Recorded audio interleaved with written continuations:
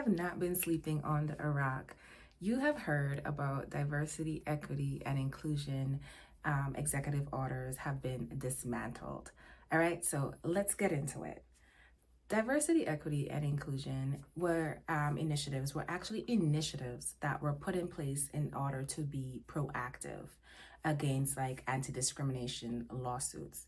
They were actually programs that the federal agencies said like, hey, like in order for us to help have a more inclusive work environment and inclusive world, the United States, like there was a lot of discrimination, a lot of things, a lot of challenges that were coming to head. And so in order to address them and to have more of an understanding, diversity, equity, and inclusion initiatives were being promoted to help minorities access like a level playing field, to have more of a unconscious bias trainings, to educate the workforce, to educate individuals about the differences that of each culture, you know, having that knowledge base to understand and appreciate the differences each individual brings versus having that supremacy thought process across the board,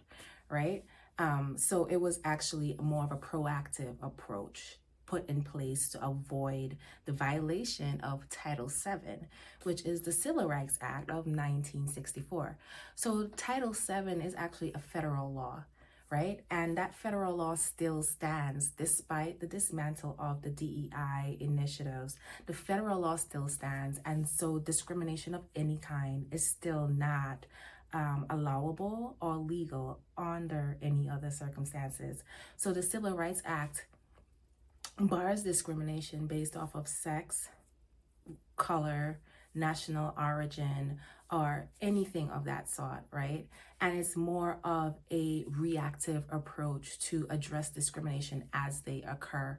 And any person or any organization that may found to violate that federal law will face legal recourse. And this legal recourse, and this is actually enforced by the Equal Opportunity Commission Department, which is also a federal agency that was put in place to support and enforce the Civil Rights Act, right? And every organization, whether or not it's a federal organization or a privately held organization, is required to uphold, once you have more than 15 employees, you are required to uphold Title VII, which is the 1964 federal act that bars discrimination of any kind.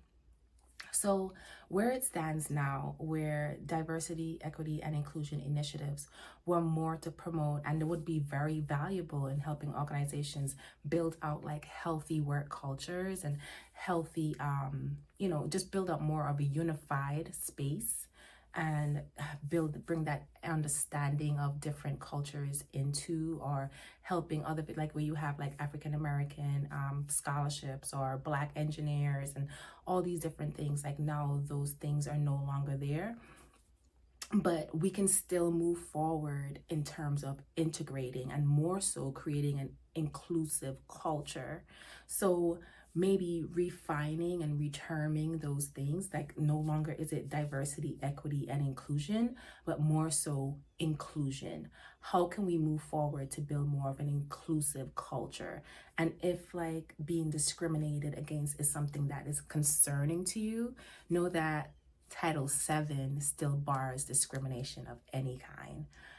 I hope that you find this valuable, and I hope that it helps to rest assure any anxiety or frustration you may be feeling at this time. And we just move forward and learn to understand. And I'm here to help you be informed and be empowered as we move forward day to day. All right, take care. Talk soon. Bye.